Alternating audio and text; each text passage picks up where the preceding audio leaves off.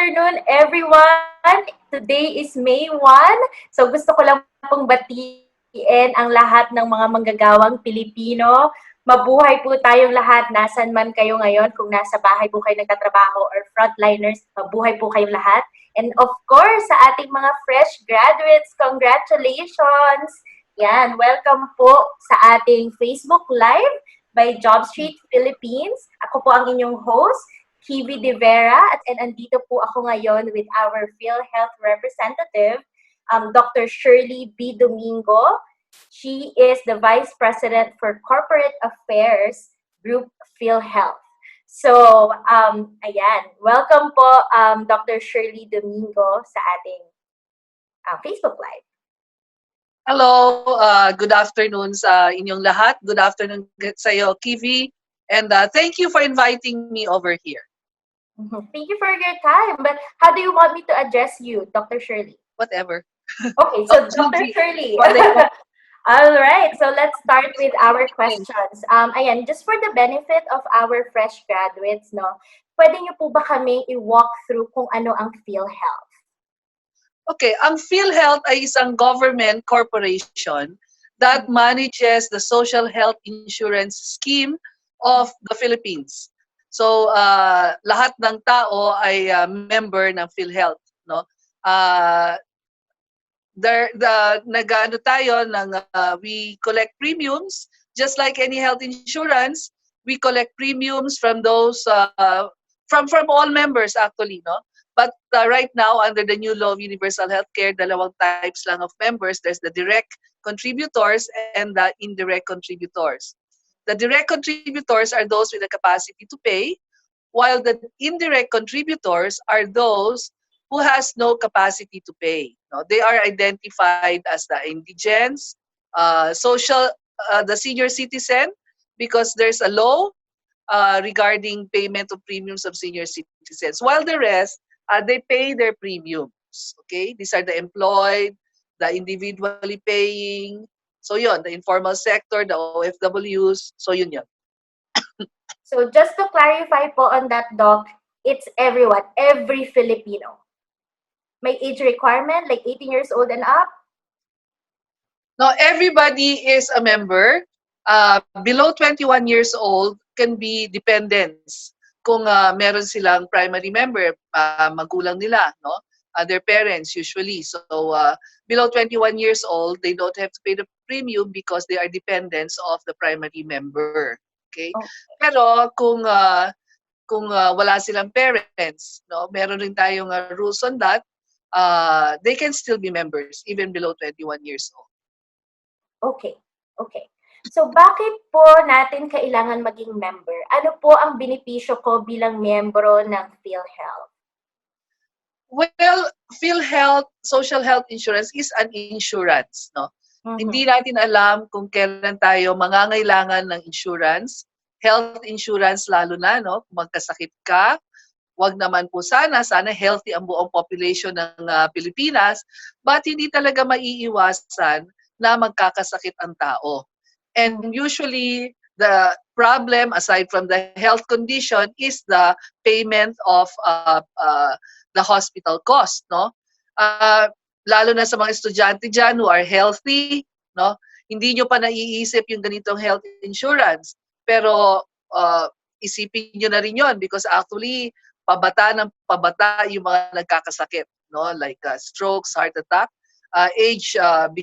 Yung mga age ng nagkakasakit ng ganon, bumabata. So ngayon pa lang, pag-isipan na natin healthy lifestyle plus mag-health insurance. Okay. So paano naman po ako magiging member ng PhilHealth? Automatic po ba yun? Or kapag nag-graduate ako, magtatrabaho na ako, meron akong PhilHealth? Well, under the Universal Healthcare Law that was passed recently, everybody is automatic member. Okay? So, what you have to do is just to register with us para mapasok kayo sa database and you will have a number. But automatic member na kayo. Okay. So, for application... Yes, you just have to download what we call the PMRF. or the PhilHealth membership registration form, fill it up, and i-submit yon dun sa ating mga offices. We have lots of offices called the local health insurance offices. It's all over the Philippines. All right. You can look at our website to see where our Leo are located. Okay. So Doc, with the membership po, download the form in your website. But what if I'm employed and may company naman? Will my company process it or ako dapat as an individual should process my Your company should process it. Meron tayo partners sa inyong HR, no? But alam dapat 'yon ng human resource department or unit ng mga offices. They have to register their employees, tell us whether nahiwalay rin sila kung kunyari na they leave the corporation, dapat ina-update din yan sa amin. So it will, pag employed, it will be your employers. Okay. So required po ba lahat maging member or is it an option for me? Because this is a health insurance. Actually, under the law, it's mandatory to be a member of PhilHealth. Okay. So required to be a member.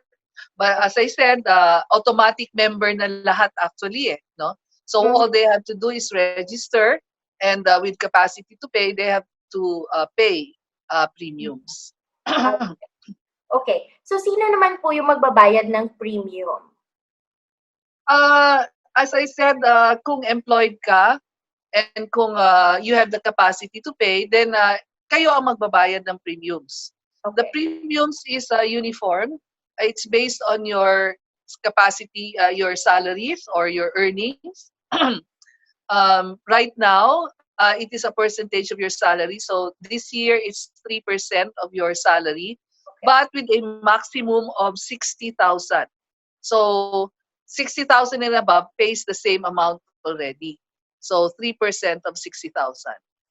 Okay. And a Maraming minimum salamat of po, Doc. 10,000. Alright. So dapat po lahat member ng PhilHealth. Ayan. So mag-move on na po tayo sa mga nakulit namin na mga tanong from our Facebook followers, Doc.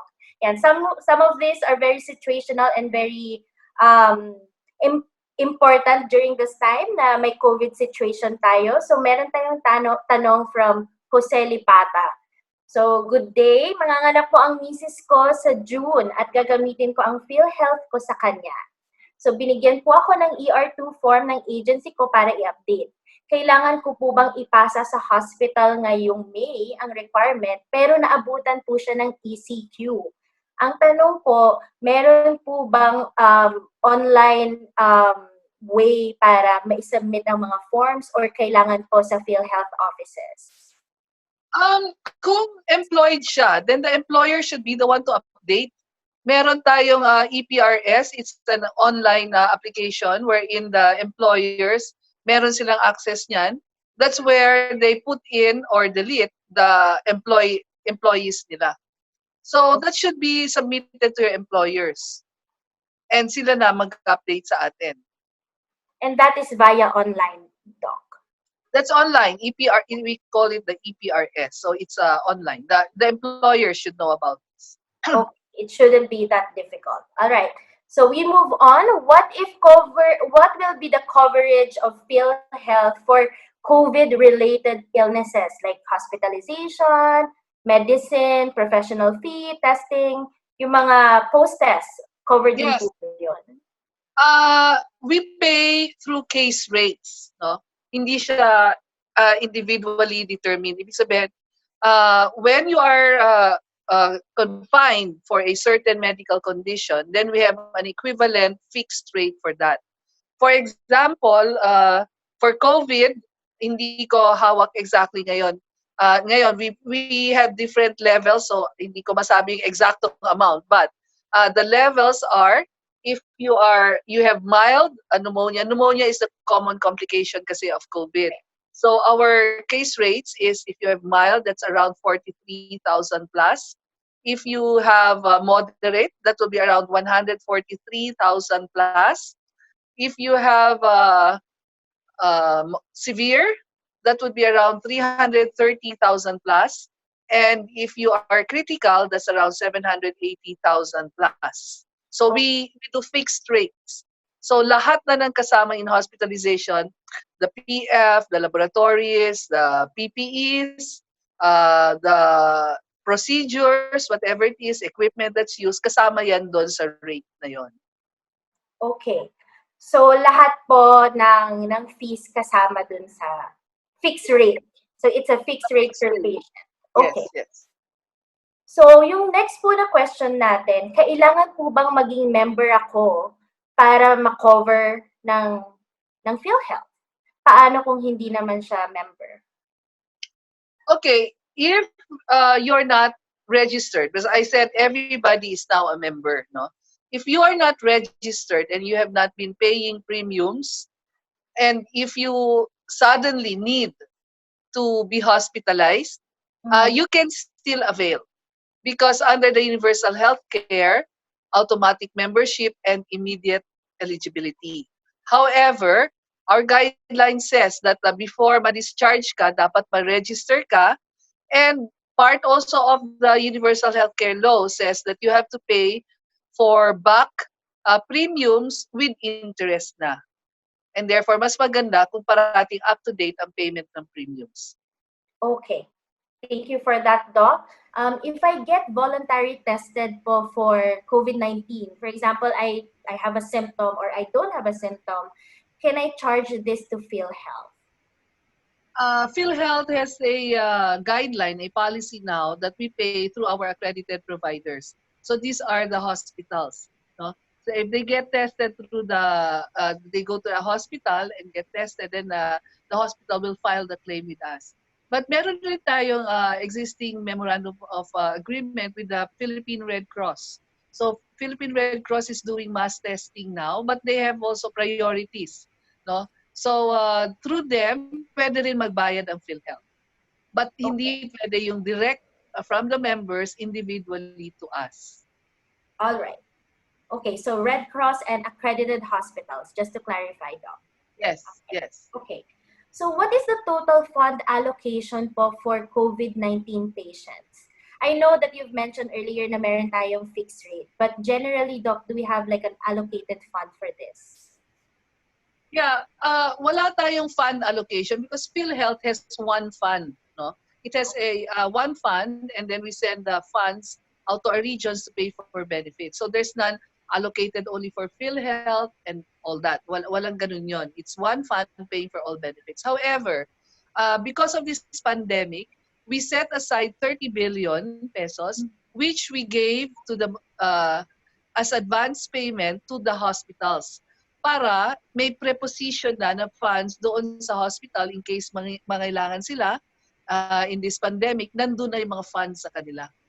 So we set aside 30 billion. To date, we have distributed around 10 billion plus of that 30 billion because the hospitals request that from us. So we process it and give the funds to them. Okay, thank you for that answer, Doc. Another situation po, kunwari ako po ay middle class employee, actually hindi po kunwari, si Christine yung nagtatanong, ako ay isang middle class employee na member ng PhilHealth at may buwan-buwan na contribution. Pero mako-cover po ba siya fully or may certain amount lang na, like what you said, the fixed rate? Paano naman po kung ang pasyente ay isang informal worker? Siguro ito po yung tinutukoy yung mga arawan. Mako-cover po ba sila lahat? Kasi yun, alam naman po natin yung situation nila. Yung benefits natin, case rate, applies to all. Hindi yung ibang amount for a laborer, ibang amount for an employed, hindi.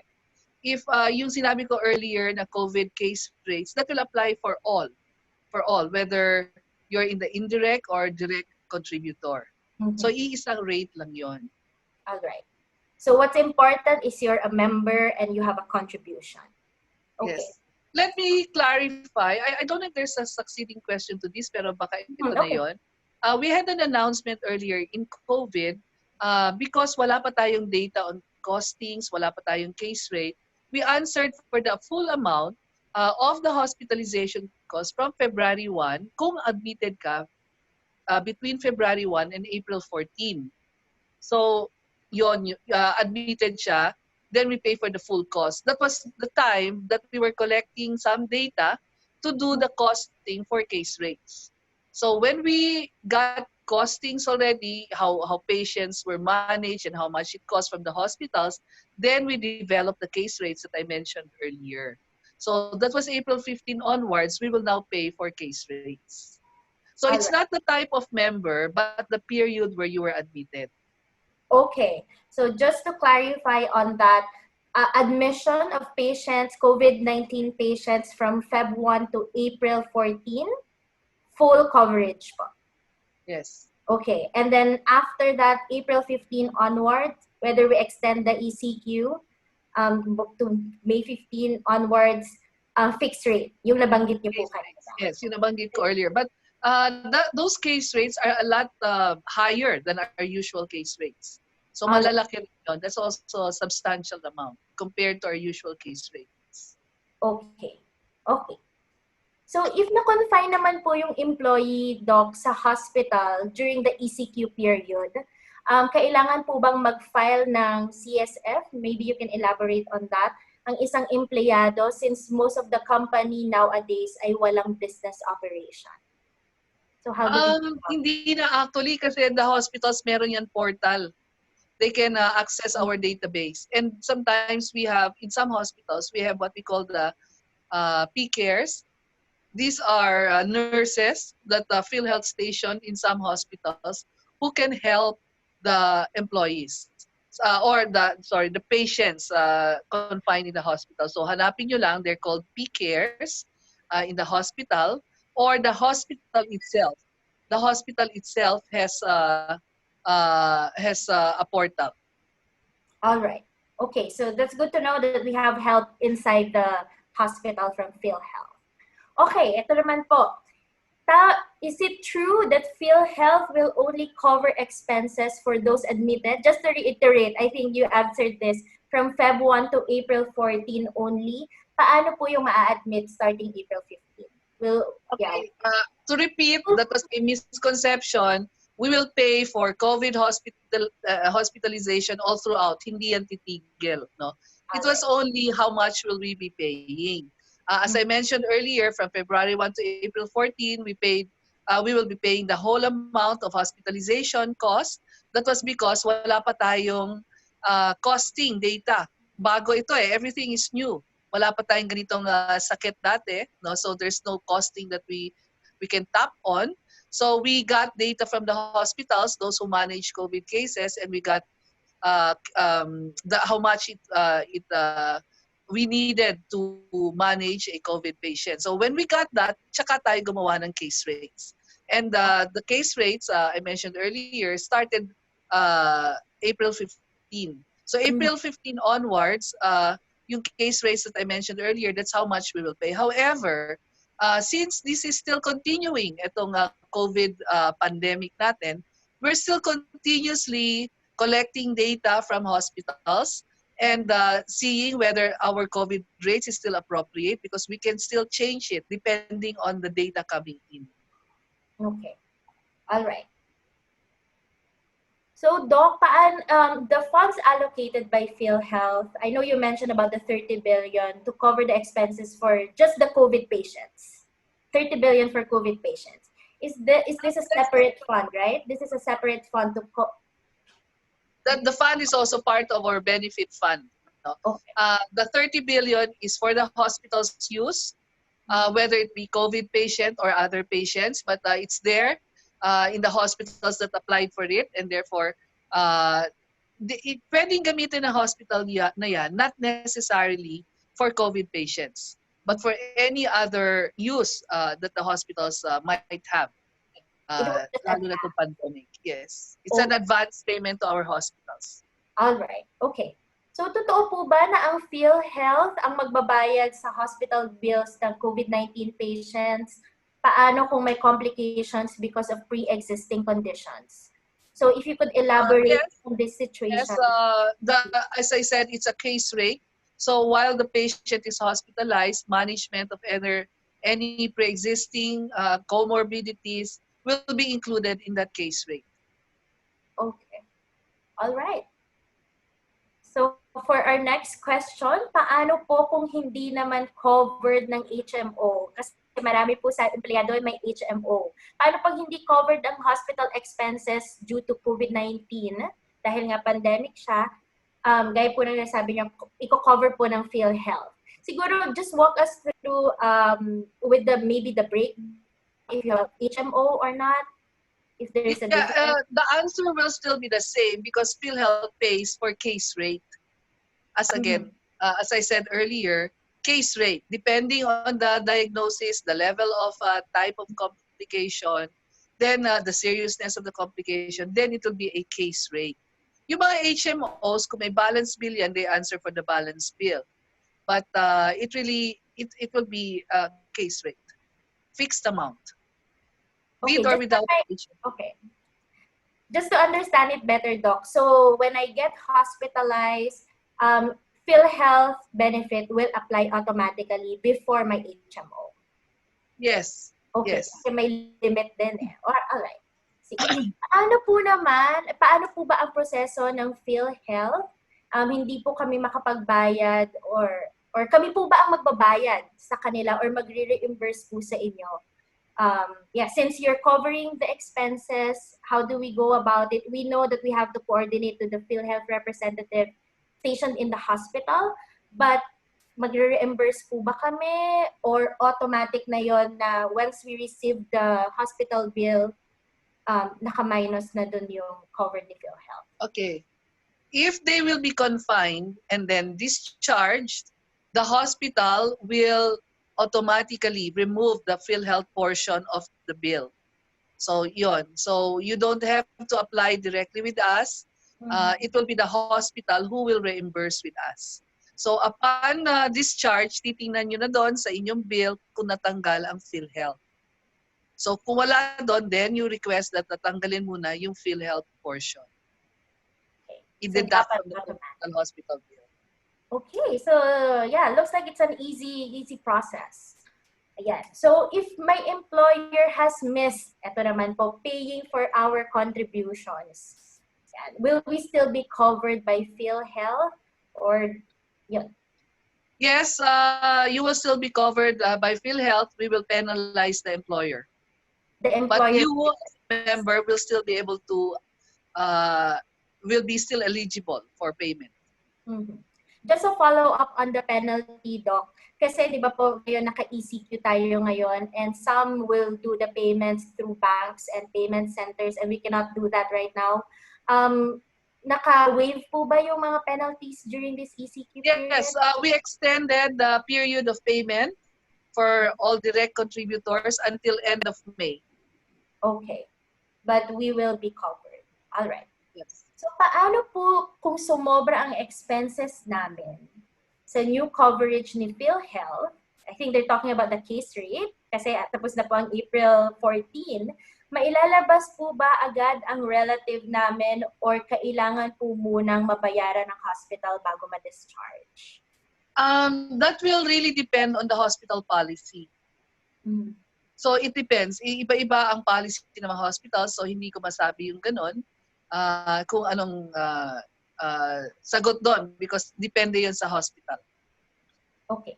Basta importante lang, tingnan nila yung bill na dapat i-deduct na ang PhilHealth portion. Mm-hmm.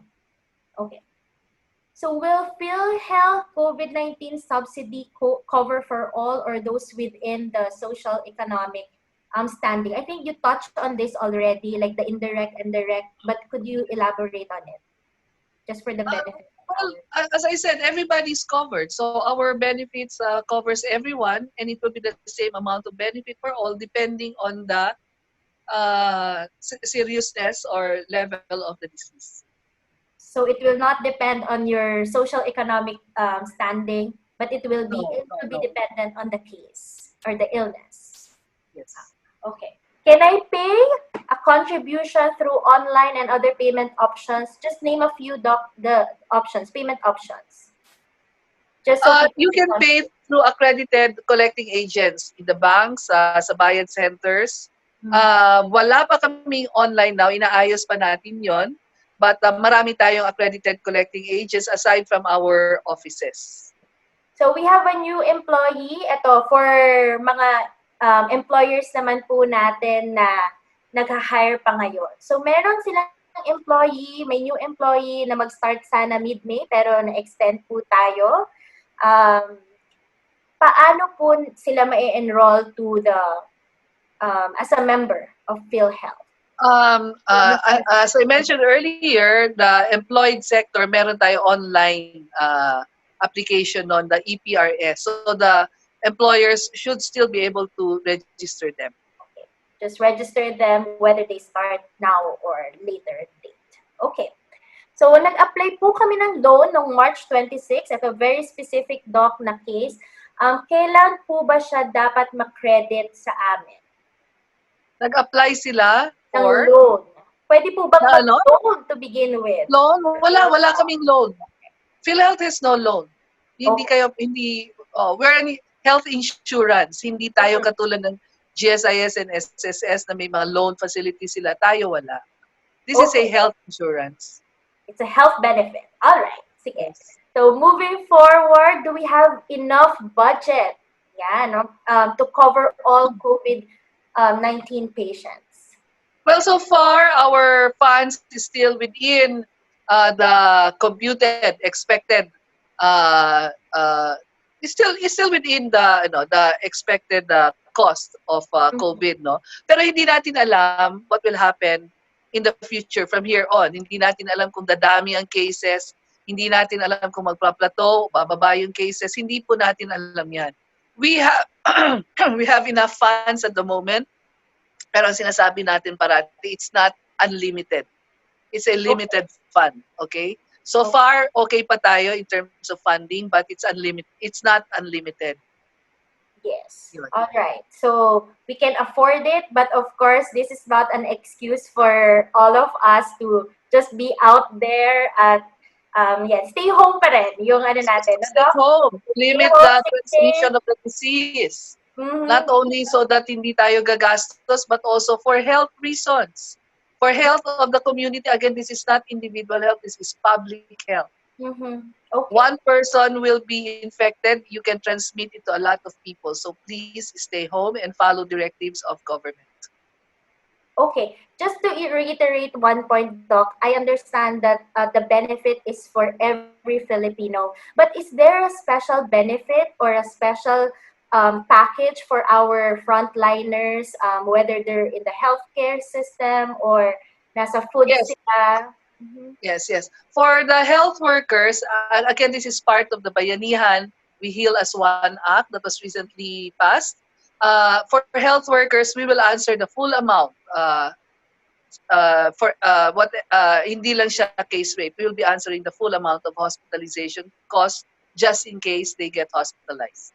Mm-hmm. All right. Sige. Okay, Doc, thank you so much for your time and for giving us information and that we could access all the information that we discussed through your website. But any advice po or kung ano pong masasabi nyo para sa ating mga Facebook followers na nanonood ngayon? Is there anything you want to add? Yes.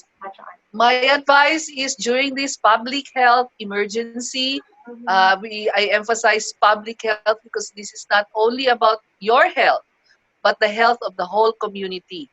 Public health po ito, no?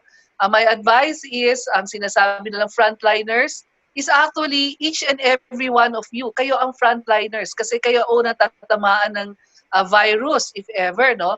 So kung malakas ang resistensya ninyo, hindi kayo magkakasakit, no? Kahit may infection kayo, hindi lalabas sa signs and symptoms, hindi kayo, pwede kayo makahawa ng iba kahit wala kayong signs and symptoms. Kaya, yung pinaka-importante is be healthy. Lakasan nyo ang immune systems nyo para panlaban sa virus na ito para hindi na siya kumalat, no? But aside from that, stay at home. Because even if you get this disease from somewhere, then kung nandun kayo sa loob lang ng bahay, then hindi kayo magtra-transmit nitong disease na ito. We have to stop the transmission of disease para mag-plateau na ito. COVID will always be there. Bababa lang yung incidence niya.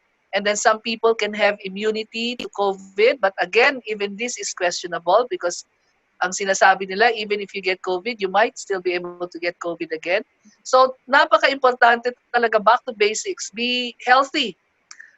Eat nutritiously, exercise para panlaban sa lahat ng ito, and stay at home, and please makinig muna tayo ngayon sa ating mga government directives because we can only stop transmission of COVID kung lahat tayo ay magko-cooperate. Tulong-tulong po tayo lahat, sama-sama po tayo, malalaban po rin natin. Salamat po. Yeah, thank you so much for your time, Dr. Shirley Domingo from Thank you then for PhilHealth. inviting me. And yes, for all your effort that you're doing for, of course, the Philippines. So thank you everyone for tuning in sa jobstreet.com Facebook Live. And I hope this is an enlightening discussion about PhilHealth benefits. So, magandang hapon. Thank you. Bye. Thank you.